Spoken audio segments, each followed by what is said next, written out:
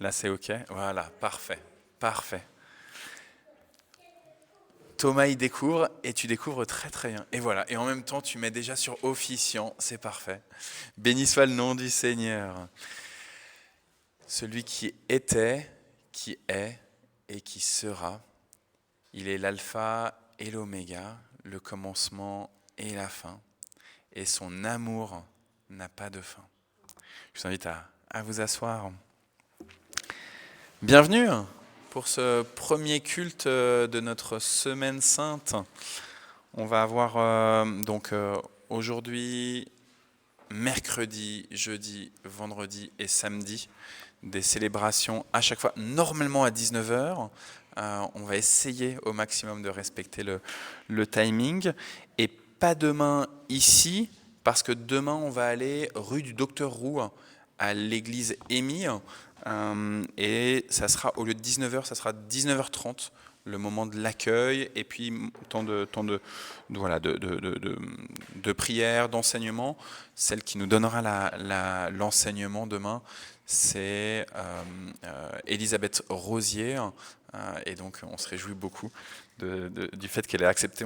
Il a fallu qu'on la tanne un peu, parce qu'elle a l'habitude de prêcher dans son église au CCM, mais de vouloir prêcher dans les autres églises, elle a un tout petit peu plus de mal à accepter, et donc on a réussi avec Laurent, avec le pasteur de Émy, donc on se réjouit énormément.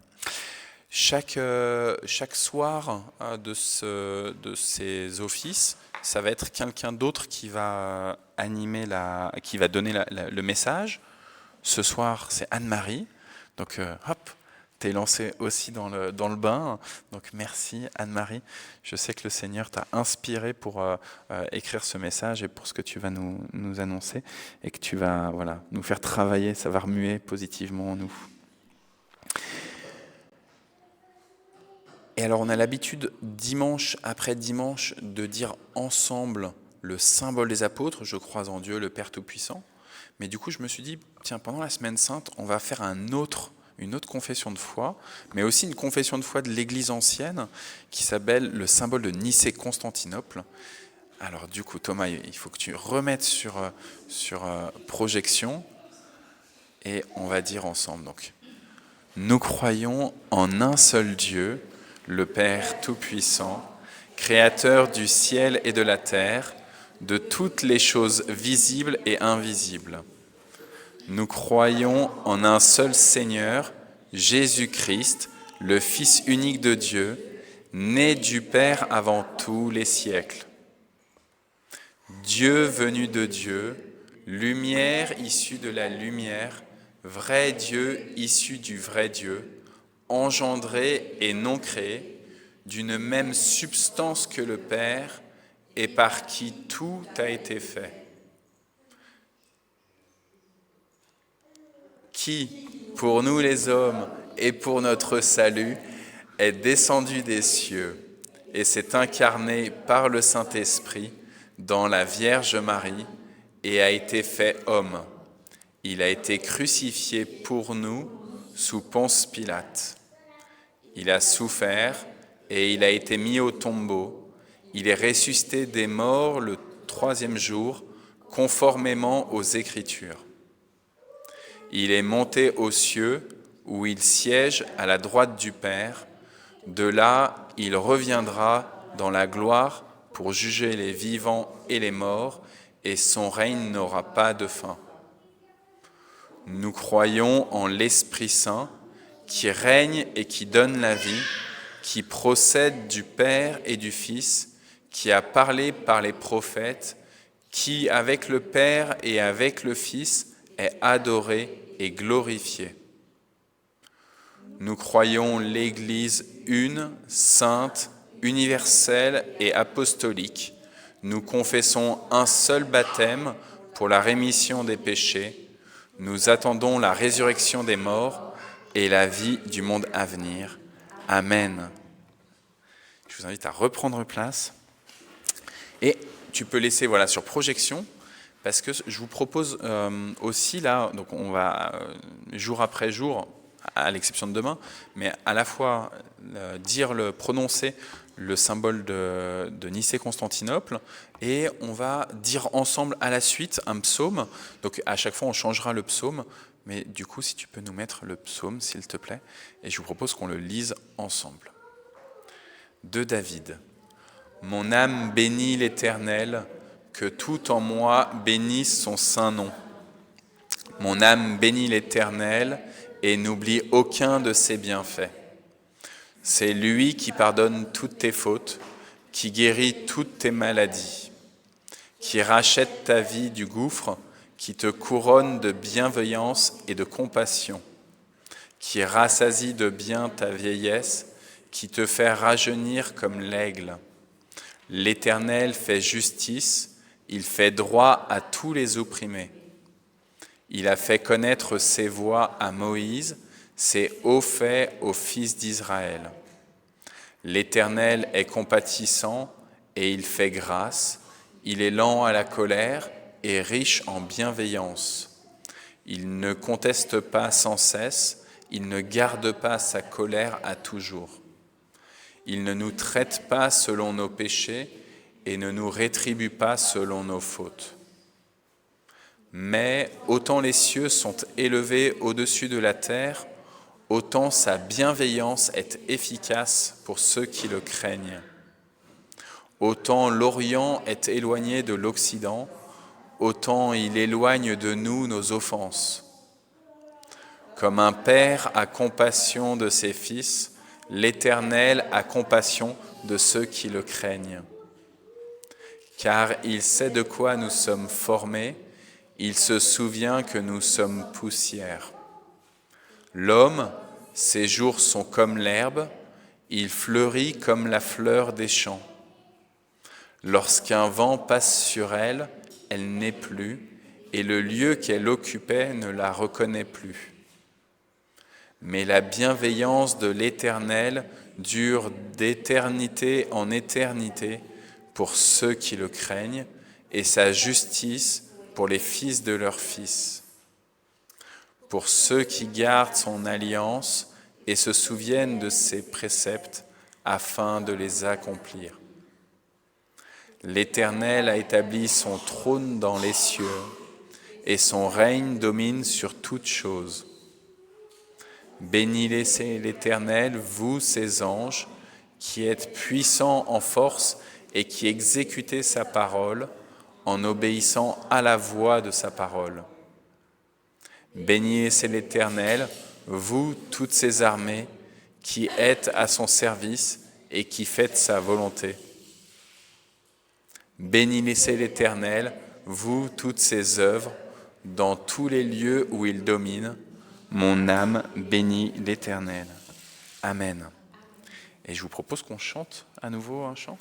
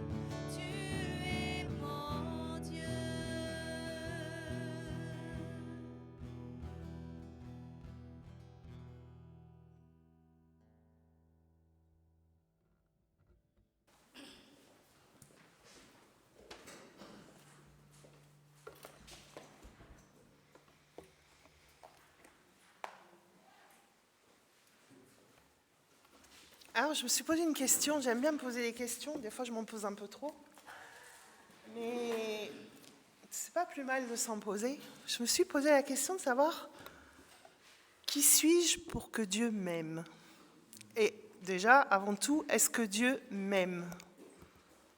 C'est pas moi. C'est pas. Je me suis pas posé la question est-ce que j'aime Dieu ? Parce que comme ça, je le sais. Mais est-ce que Dieu m'aime ? Et qui suis-je pour qu'il m'aime autant même ? Alors avec tous mes défauts, mes manquements, mon caractère, Comment suis-je sûre que Dieu m'aime? Ou est-ce qu'il m'aime? Lui qui est saint, sans péché, alors que nous sommes de simples pécheurs. Pourquoi nous aime-t-il? Et puis, à la limite, pourquoi perd-il son temps avec moi ou avec nous? Je pense on pourrait dire qu'il a plein de choses à faire. Heureusement, la Bible nous prouve à maintes reprises qu'il nous aime, sans condition, et surtout sans rien attendre en retour. Alors tout au long de notre lecture de la Bible, on va voir que la Bible nous prouve que Dieu nous aime vraiment. Ça a commencé au tout début, au commencement. Dieu a créé l'homme à son image. Alors il a pris du temps pour le faire. Il l'a façonné avec beaucoup de soin et de préoccupation. On peut voir dans Genèse que l'Éternel Dieu façonna l'homme avec la poussière de la terre. En fait, il a pris de la poussière, il l'a façonné, modelé, il a pris le temps. Puis, il insuffla le souffle de la vie dans ses narines et l'homme devint un être vivant.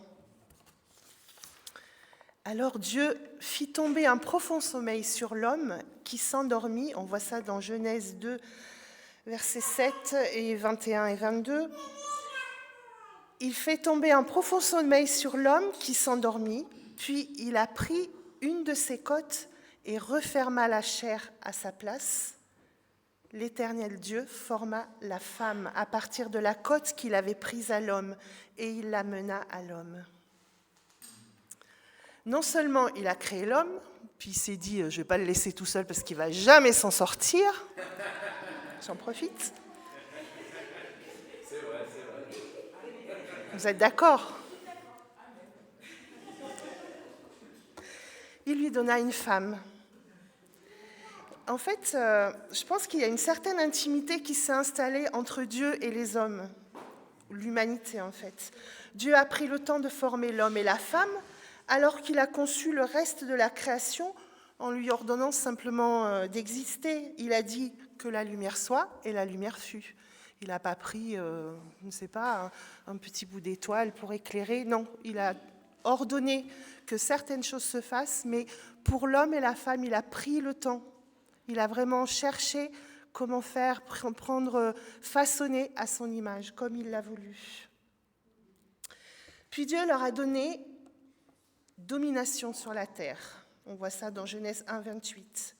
Et il s'est directement lié à Adam et Ève. Sauf qu'après la chute, le couple s'est caché de Dieu, alors qu'ils avaient l'habitude de parler avec Dieu tous les jours.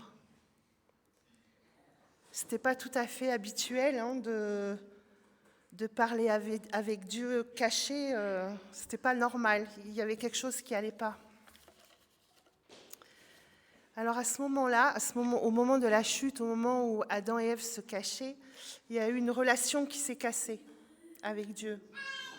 Mais pour moi, à aucun moment, l'amour de Dieu n'a changé pour eux. Ça ne s'est pas arrêté là, et bien heureusement. Dans Genèse 3, versets 21 à 23, je pense qu'on peut le lire.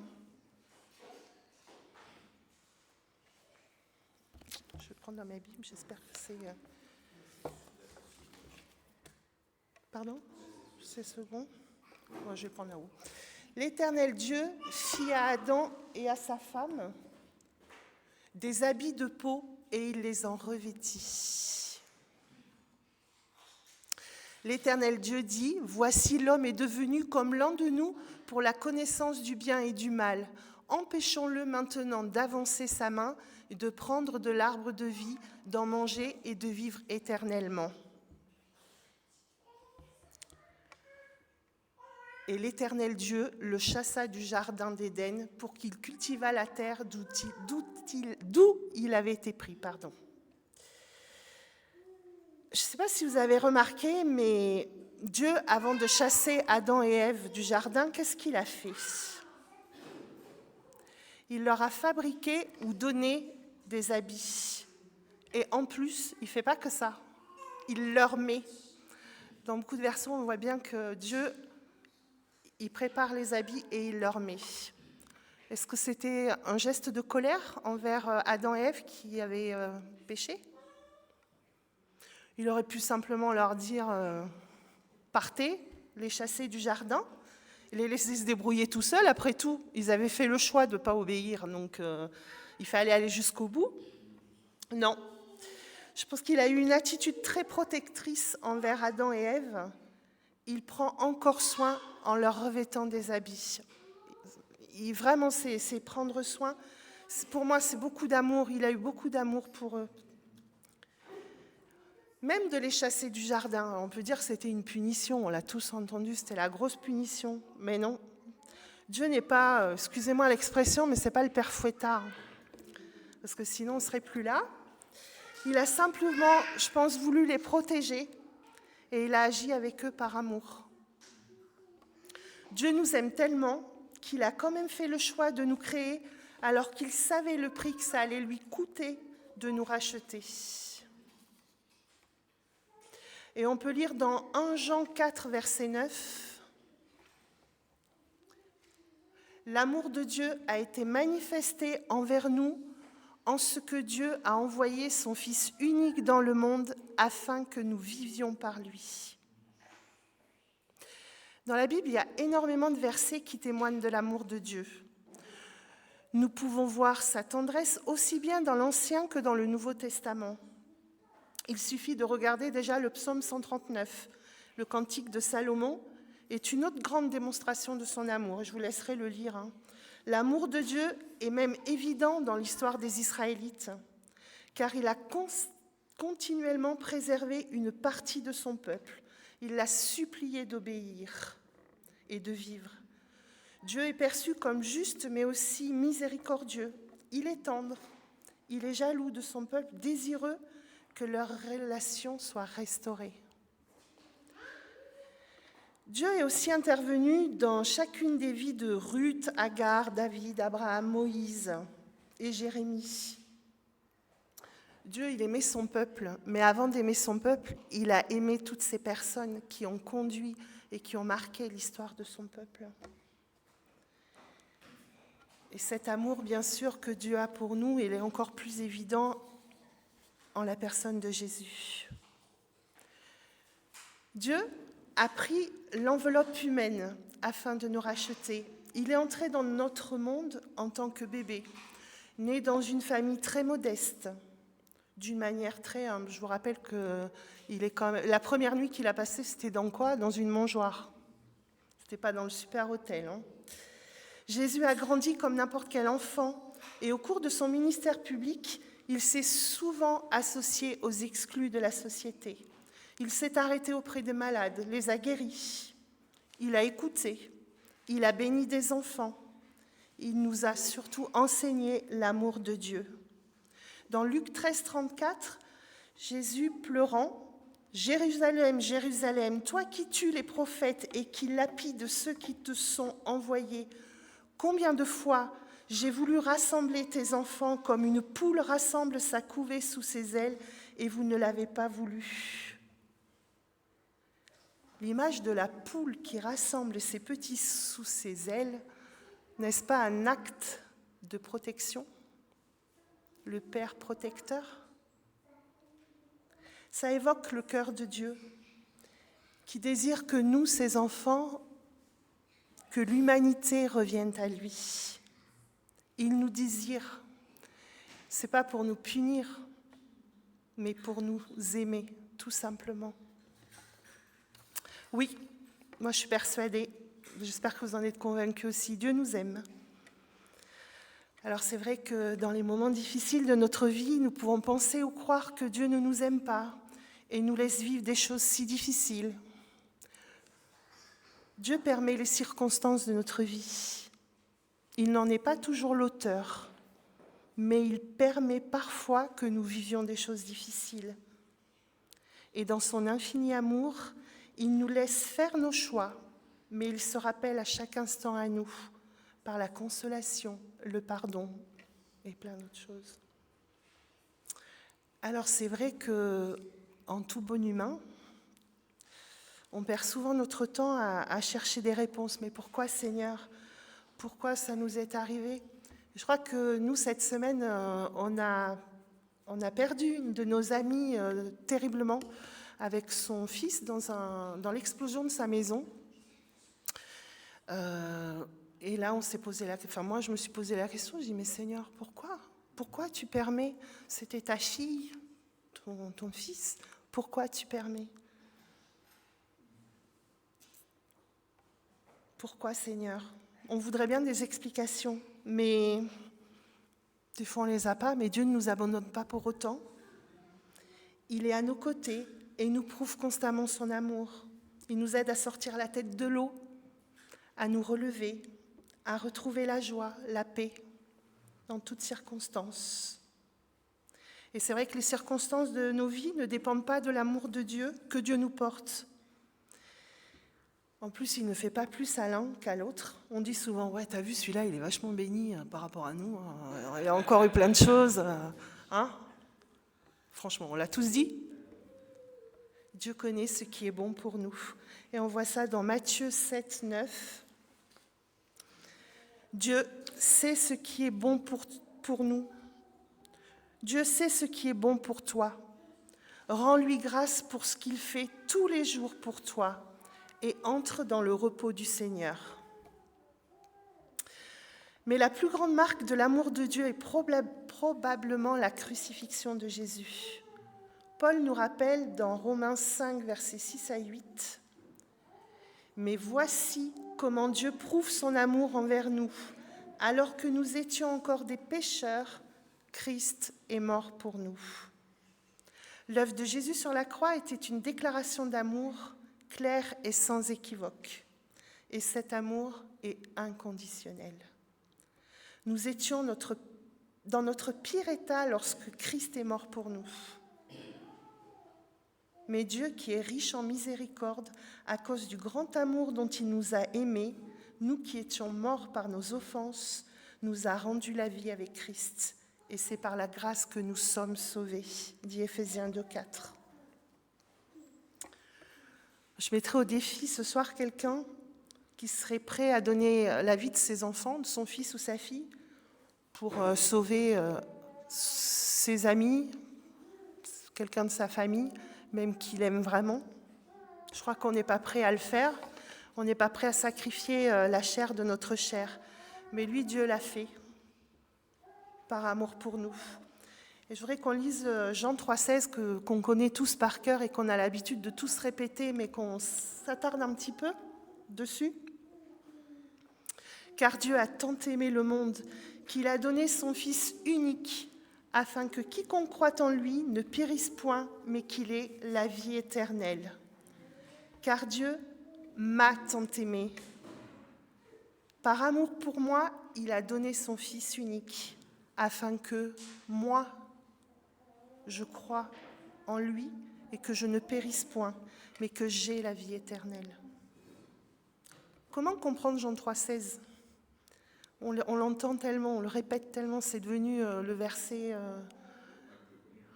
le plus connu, je crois, et puis que tout le monde répète sans trop réfléchir. Mais ce verset résume l'amour ardent de Dieu pour le monde qui va à la perdition, c'est-à-dire les pécheurs, au point d'offrir son Fils unique comme voie de restauration, non pas parce que Dieu était désespéré de voir ses enfants dans l'état où ils étaient, mais en vertu d'une forte conscience de la valeur de ces êtres qu'il aime tant. Dieu nous aime et veut que nous ayons la vie éternelle. L'amour de Dieu a été prouvé par le don de ce qu'il avait de plus cher, son Fils. Et en plus de nous donner son Fils, comme si ça ne suffisait pas, il nous donne la vie éternelle. Alors oui, Dieu nous aime en toutes circonstances. Dieu n'aime pas le péché, mais il aime le pécheur. Il nous aime d'un amour sans fin. Alors ce soir, j'aimerais vous encourager à demander pardon au Seigneur si vous en ressentez le besoin et à recevoir son amour à nouveau. Que votre cœur soit léger et votre conscience apaisée. Jésus a payé le prix pour notre liberté. Laissez-vous aimer par Dieu. C'est tellement bon de toucher et de recevoir son amour. Ne vous privez surtout pas de cet amour. Et en fait, j'avais cette image, vous imaginez cette montagne avec ses neiges éternelles et ce torrent qui descend de la montagne et qui coule. Un torrent, c'est puissant, ça roule, ça. Je ne sais pas si vous avez déjà vu en montagne des torrents sur les cailloux, ça frappe. Eh bien, l'amour de Dieu, c'est ça, c'est un torrent qui coule en nous, qui coule, qui se déverse et qui ne tarit pas. Une fois en bas de la montagne, ce torrent, qu'est-ce qu'il fait ? Eh bien, il va se transformer, il va devenir un fleuve et après des rivières. Alors vous allez me dire, oui, les rivières, elles tarissent, mais pas le fleuve et pas ce torrent qui descend de la montagne et qui coule abondamment. Attrapez-le, cet amour. Cet amour, il veut couler en vous à chaque instant. C'est vrai que parfois, selon nos circonstances, on va se dire, mais j'en vaux pas la peine. Si Dieu nous a créés, si Dieu vous a mis dans ce monde, c'est que vous en valez la peine. Et il veut absolument que vous puissiez toucher son amour. Alors j'avais demandé au groupe de louanges d'interpréter le chant Abba Père. Je vais juste vous lire quelques paroles de ce chant qui me marquent et qui m'interpelle. Bien avant le chant qui créa l'univers, bien avant l'esprit qui planait sur la terre, bien avant que tu me formes de la poussière, tu m'aimais. Bien avant les premiers battements de mon cœur, bien avant que je m'éveille à ta douceur, bien avant mes doutes, mes joies, mes douleurs, tu m'aimais.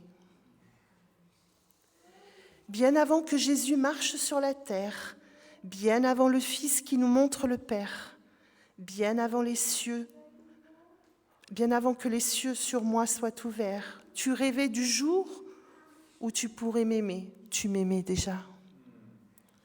Bien avant que mon péché brise ton cœur, bien avant que coule le sang et la sueur, bien avant les clous, le froid, la douleur, tu m'aimais déjà. Père, je suis vraiment émerveillée et saisie par l'immensité de ton amour pour moi. Tu es tellement grand, tu es tellement tendre. Et Seigneur, je veux vraiment que cette rivière d'amour, ce torrent d'amour coule en moi. On le mérite tous. Alors peut-être qu'on pourrait prendre un tout petit peu, un petit temps pour réfléchir où on en est avec cet amour. Est-ce qu'on l'a laissé un peu de côté ? Est-ce qu'on ne le mérite pas ? Mais si, on le mérite. Dieu veut qu'on prenne cet amour. Donc, je vous encourage vraiment à réfléchir pendant un tout petit temps.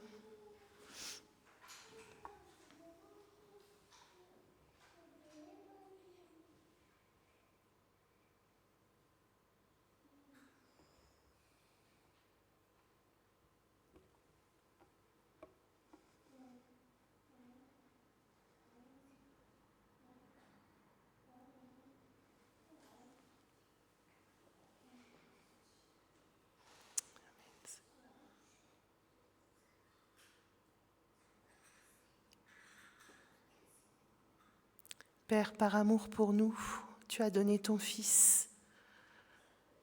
Et Seigneur, ce soir, tu veux vraiment restaurer les cœurs brisés. Tu veux restaurer cet amour en nous. Et tu veux que nous nous saisissions de cet amour, que tu nous donnes sans compromis, sans attendre un retour. Alors Seigneur, nous voulons le saisir ce soir, cet amour. Parce que tu nous aimes et tu as donné ton Fils pour nous racheter. Alors Seigneur, ce soir, que chacun d'entre nous puissions toucher ton amour. Amen.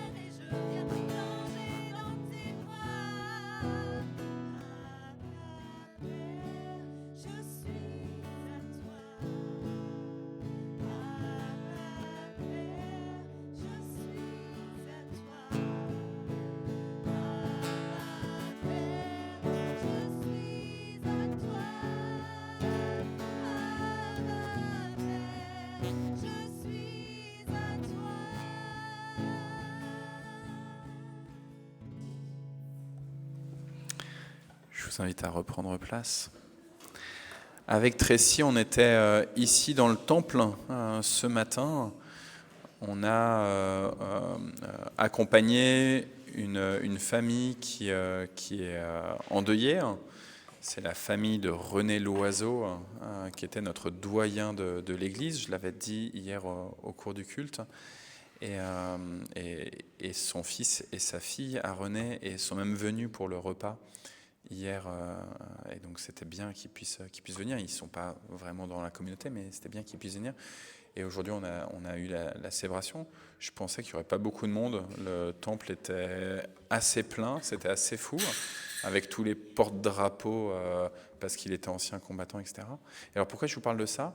C'est juste que dans les musiques qu'on a mises, Tracy, elle a géré justement toute la technique là où tu es, Thomas. Et dans les musiques qu'on a mises, il y avait torrent d'amour et de grâce. Et il y avait juste la musique, il n'y avait pas les paroles, mais nous qui connaissions, il y avait d'autres personnes chrétiennes qui étaient dans l'assemblée, qui connaissaient. Tout de suite, c'est intéressant là de te réentendre nous parler de ce torrent d'amour du Seigneur. Et je pense que Dieu, il veut nous dire quelque chose pour aujourd'hui, là, pour ce début de Semaine Sainte, le fait que, ouais, tu as de l'importance aux yeux de Dieu, mais du coup, ton voisin, il a aussi de l'importance aux yeux de Dieu. Celui avec qui tu as un peu de mal, il est précieux aux yeux de Dieu. Et peut-être que là aussi, on peut prendre encore juste quelques minutes de prière. Il est 8 heures, je suis désolé, mais peut-être juste intérieurement, tu nous as invités à ce qu'on puisse recevoir cet amour pour nous-mêmes. Peut-être qu'on peut réussir juste à l'intérieur de nous, prier pour quelqu'un où on sent que justement il a besoin d'amour. Et il a besoin peut-être de l'amour de Dieu, bien sûr, mais aussi peut-être de notre propre amour. D'accord ? Donc je vous propose de prier et puis on terminera avec le Notre Père.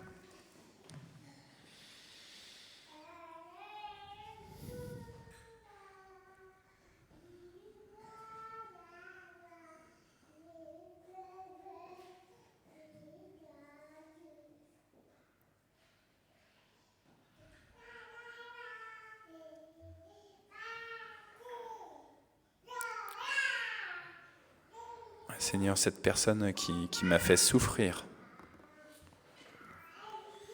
j'ai pas envie de l'aimer, j'ai de la rancœur contre elle.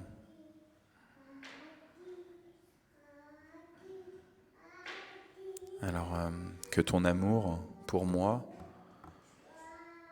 m'aide à lui pardonner, m'aide à l'aimer.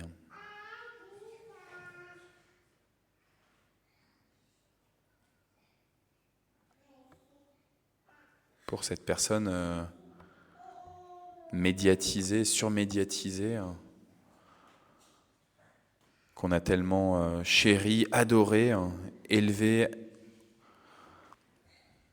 et qui est tombée, et pour laquelle je me suis réjoui en me disant, voilà, elle n'est pas aimable. Seigneur, je veux te demander de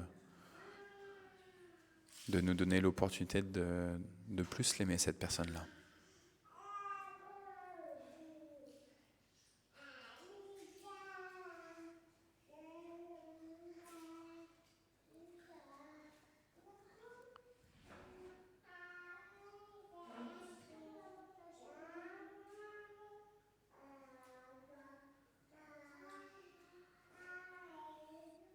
Et je vous propose donc qu'on dise ensemble notre Père.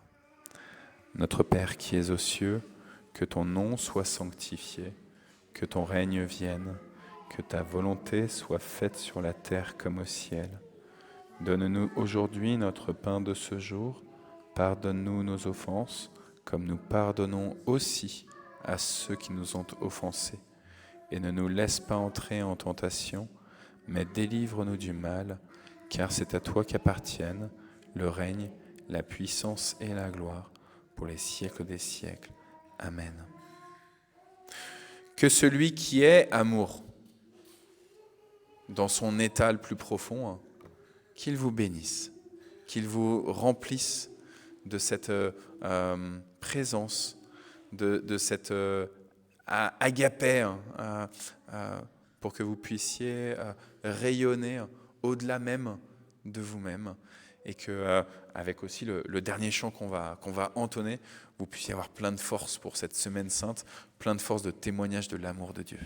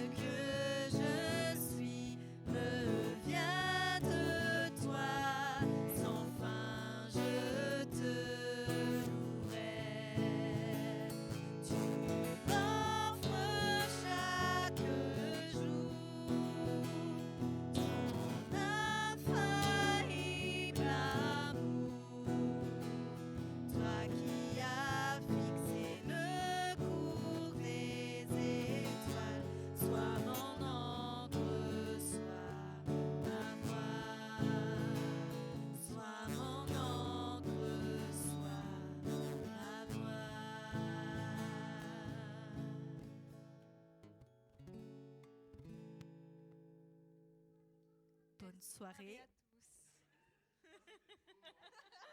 En duo.